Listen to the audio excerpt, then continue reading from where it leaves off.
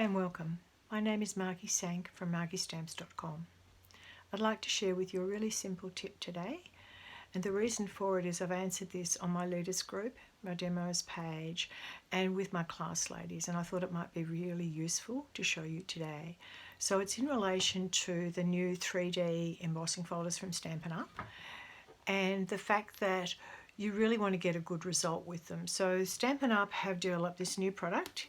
It's a 3D embossing plate, and it's perfect for the new 3D embossing folders. I'll get my camera set up and we'll get moving on it. So thanks a lot. Bye for now. Here we are back again. We were talking about the new 3D embossing plate. $17.50 in the embossing folder section of the online store.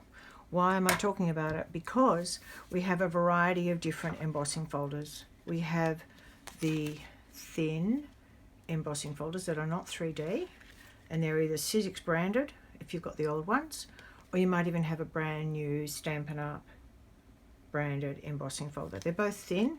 They require the conventional thing for us, which would be 2 standard cutting plates. Ta-da! Oh, sorry, not 2 together, obviously. 1 with cardstock in the middle and your standard platform through the big shot, and you're fine. So they're the ones that we're not really talking about today, but it's good that you can identify them. The other one that's the confusing one is the old 3D embossing folders. So they might be Stampin' Up and Sizzix branded, in which case you're still using the standard cutting pad, but you're only using one, and you're using the embossing setup for your die cutting or embossing machine, and you're done with that. The new ones we have are slightly thinner than the other 3D ones, so I'm going to hold this sort of here and I'm hoping you can see. So they're thinner. This is a new one.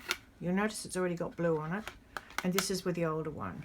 So with the new ones, what I do is, because they require a different setup and the plate is blue, plate's blue, I've marked all of my new embossing folders that are 3D with blue washi. I put it just a tad below the line. It's on the outside of the embossing folder, so it won't impact on your embossed image. It won't damage your embossing folder, and it won't damage your plate because it's just thin washi.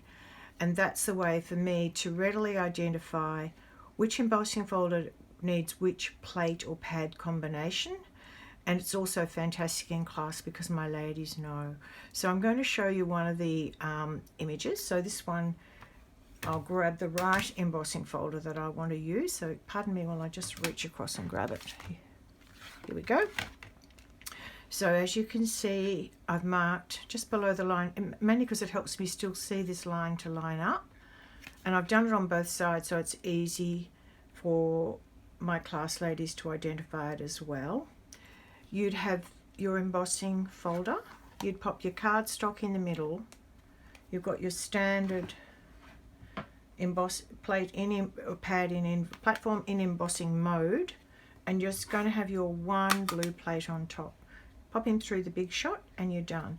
Now if you had the old system of the platforms, you would have your one tab open. Pop him down like that, this on top, and then through your big shot or your other die cutting or embossing machine.